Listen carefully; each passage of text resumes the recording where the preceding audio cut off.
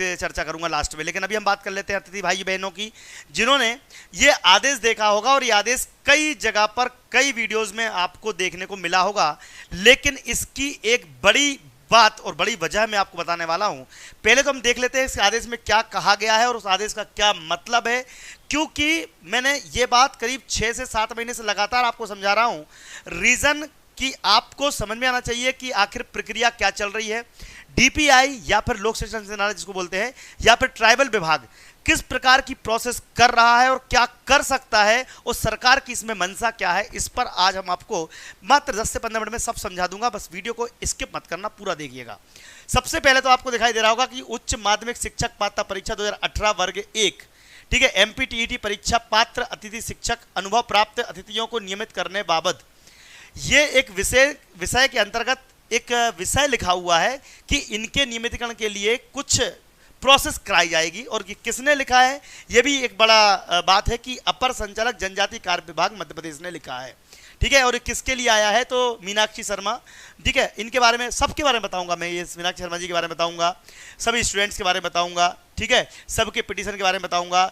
ये एक प्रकार का जवाब होता है जो जनरली विभाग, अब चूंकि ट्राइबल विभाग और जनजाति विभाग के मिलकर काम करना पड़ता है, ऐसा तो है नहीं कि वही अपने रूल बनाएंगे अपने रूल बनाएंगे। शिक्षा विभाग के अंतर्गत बहुत सारी चीज़ें आती हैं, उनमें ट्राइबल की बात भी करेंगे, हम इनकी बात भी करेंगे। लेकिन अभी हम बात करने वाले हैं कि ये किसके लिए लिखा गया है। तो उपरोक्त विषयांतर्गत संबंध में एक संलग्न सूची में उम्मीदवार, देखिए अब यहाँ पर 56 उम्मीदवार लिखे हुए हैं, लेकिन अगर हम बात करेंगे तो यहाँ पर पिटीशन क्रमांक अगर आपको दिखाई दे रहे हों, सबको मेरे ख्याल से दिखाई दे रहे होंगे, पिटीशन क्रमांक में बता भी देता हूँ, ये लेटर सबके पास होगा, घूम रहा है पूरा मार्केट में। यहाँ पर 1960 WP 1960 2024, WP 866, चाहो तो मैं लिख भी दूंगा अभी, 865 2024, 866 2024 और 31051 2023, ये 2023 का पिटीशन नंबर है, ठीक है। अब पहले तो मैं आपको बता दूं कि ये पिटीशन नंबर अगर आपको देखना भी हो प्रॉपर तरीके से, तो मैं आपको इस आदेश के बारे में तो थोड़ी देर से बता दूं। मैंने बोला था ना वीडियो स्किप मत करना, क्योंकि ये सारे के सारे पिटीशन नंबर अगर आप देखोगे तो ये वही है, ठीक है, ये वही पिटीशन नंबर है जो हमारी तरफ से हमारे वकील साहब ने लगाई थी। अब आपको यकीन ना हो तो पहले मैं आपको दिखा भी देता हूं। ये पिटीशन नंबर 31/051 2023 का ऑर्डर दिसंबर 21 तारीख को आया था। आपको याद होगा ये पिटीशन नंबर, आपको याद होगा, ठीक है। और सब में किसी में 100 बच्चे थे, किसी में 56 बच्चे थे, किसी में 70 बच्चे थे, ऐसे मिला के कई सारे बच्चे थे। अब ध्यान रखिएगा कि ये सारे पिटीशन नंबर आपको याद होगा 31/051 वाले मेरे साथी लगातार मुझे व्हाट्सएप, हमने ग्रुप बना रखा है, हर एक पिटीशन नंबर का ग्रुप बना रखा है, उसमें हम जानकारी देते रहते हैं। अब स्टूडेंट्स बोलते हैं कि सुबह जानकारी, शाम को जानकारी। भैया जानकारी जब मिलती है कोर्ट से या जानकारी मिलती है डीपीआई से या अन्य ट्राइबल विभाग से, तो हम आपको जानकारी देते हैं। अब रोज कुछ लोग तो क्या होता है, सुबह वीडियो बनाया, शाम को बनाया, सुबह बनाया, शाम को बनाया, बस दिन भर एक ही काम है।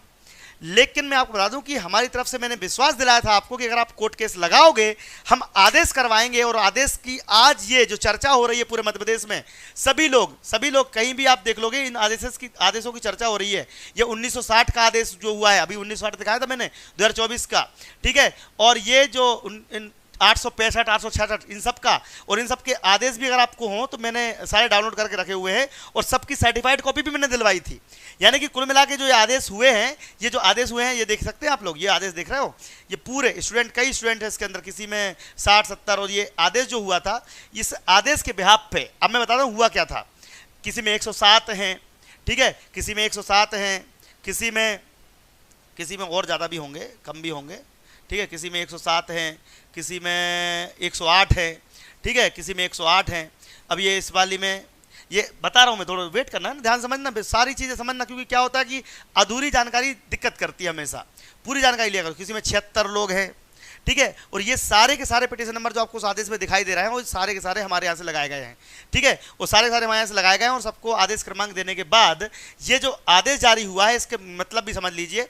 ये क्या होता है कि जब भी आप अपनी कॉपी दे के आते हो ना, तो उसकी प्रतिलिपि वापस आती है। प्रतिलिपि दी गई है अभ्यर्थी के संबंध में, तो श्रीमती मीनाक्षी शर्मा जिन्होंने हमारे यहाँ से पिटीशन लगाई थी, उनके घर पे ये प्रेषित की गई है, ठीक है।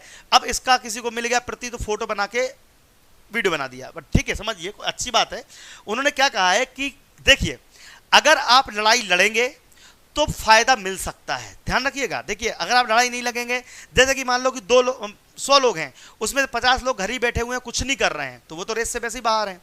बट कुछ लोगों ने हिम्मत करके कोर्ट में केस लगाया, याचिका लगवाई, और उन्होंने बोला सर कि इस प्रकार का आदेश जो जबलपुर हाई कोर्ट कर रही है, क्या आप भी करवा सकते हैं? तो हमने वकील साहब से बात की, हमारे यहाँ पर स्टूडेंट्स आए, उन स्टूडेंट्स से मिलकर जब बात की तो उनको हमने कोर्ट में जब मिलवाया तो पहला आदेश हुआ था दिसंबर में, उसके बाद जनवरी में हुआ, फरवरी में हुआ, मार्च में हुआ, रिसेंटली अभी मैं आपको एक पिटीशन नंबर देता हूं, अगर आपको देखते आता हो, WP 6222 WP 6222 6222 2024 सर्च कर लेना, इसमें भी करीब 70-80 बच्चों के ऑर्डर हुए हुए हैं। अब इनको क्या करना था कि इन्होंने पूरा जो डिटेल, जो जैसे कि आपका 3 साल का अनुभव, ये केस लगा कौन रहा है, पहले तो ये समझ लेना। मैंने बोला था वीडियो पूरा देखना, बिस्किप मत करना, क्योंकि सारी जानकारी दूंगा। ये केस लगा कौन रहा है, इसमें अगर आप देखोगे तो इसमें दिया गया है कि 2 प्रकार के लोग होते हैं, ठीक है, 2 प्रकार के हैं, जिनमें से एक सबसे पहले जो कोई भी पात्रता परीक्षा पास है, पात्रता परीक्षा पास हैं। तो जैसा कि भी मैं आपको बता रहा था कि 100 लोग थे, उसमें से 50 लोगों ने तो कुछ नहीं किया, वो रेस से बाहर हो गए, बट 50 लोगों ने मान लो केस लगाया, तो उनके लिए एक न्याय जब कोर्ट आदेश करता है तो भाई एक्शन तो लेना पड़ता है। अब एक्शन का मतलब यह है कि विधि पूर्वक जो भी आपकी समिति बनाओ, समिति गठित करो और नियमितीकरण की प्रोसेस शुरू करो, ये आदेश हुआ है वहां पे। अब कुछ लोग आज नियमितीकरण हो गया कि होएगा ही नहीं, ये ऐसा कुछ भी नहीं है।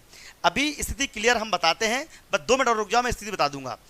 क्या हुआ था कि जिनने पात्रता परीक्षा पास कर रखी थी, कोई भी, चाहे वो वर्ग 1 का हो, 2 का हो या 3 का हो, और जो अतिथि शिक्षक में 3 साल का अनुभव जिनके पास हो, वो लोग क्या कर रहे हैं, उन लोगों ने एक कोर्ट के लिए एक याचिका लगाई कि सर हम लोग इतने दिन से पढ़ा रहे हैं और इतने कोई भी परीक्षा पात्रता परीक्षा पास है, तो हमको विभाग की तरफ से कोई निश्चित नियमितीकरण की प्रोसेस को फॉलो किया जाए।